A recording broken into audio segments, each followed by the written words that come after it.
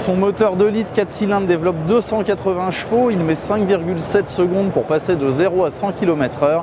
Et ce n'est pas un coupé, mais un SUV, c'est l'Alfa Romeo Stelvio, un modèle à vocation sportive, notamment dans cette version, donc super, et qui se dévoile notamment à Genève. Alors le Stelvio, c'est pas une véritable nouveauté pour les lecteurs de Caradisiac, c'est une voiture qu'on vous a présentée déjà de nombreuses reprises, c'est une voiture que mon collègue Alexandre Bataille a eu le plaisir d'essayer il y a quelques semaines, mais enfin c'est une des stars, une des grandes nouveautés du Salon de Genève, et donc il mérite à ce titre que l'on y revienne.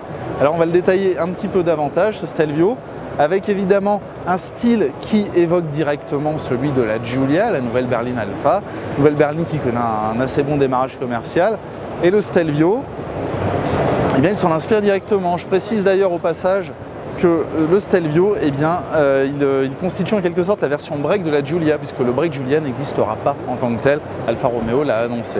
Voilà pour cette Alfa familiale, mais qui n'oublie pas le style, évidemment, un style dynamique avec une coupe fuyante, des proportions très ramassées, des porte-à-faux très courts et une voiture extrêmement dynamique à l'œil mais également à la conduite. Alors je vais vous emmener à bord, venez, suivez-moi.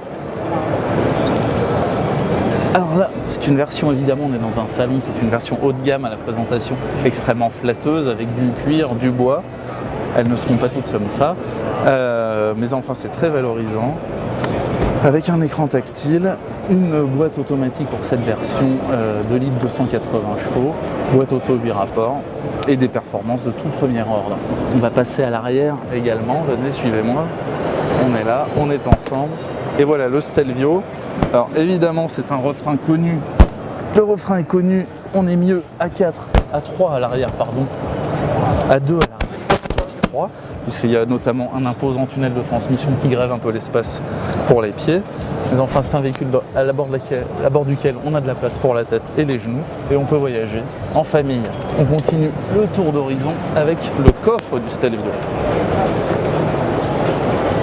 Le coffre du Stelvio qui s'ouvre par ici et un haillon à ouverture motorisée qui nous fait des blagues. Voilà, et un vaste coffre ainsi que vous pouvez le découvrir ici. Voilà. Alors c'est bien un 5 places, hein, évidemment. Yeah, I know. Thank you. Et voici pour cette présentation du Stelvio, un véhicule donc dont on vous reparlera. On va l'essayer dans d'autres versions chez Caradisiac, mais c'était important de vous en parler aujourd'hui depuis Genève.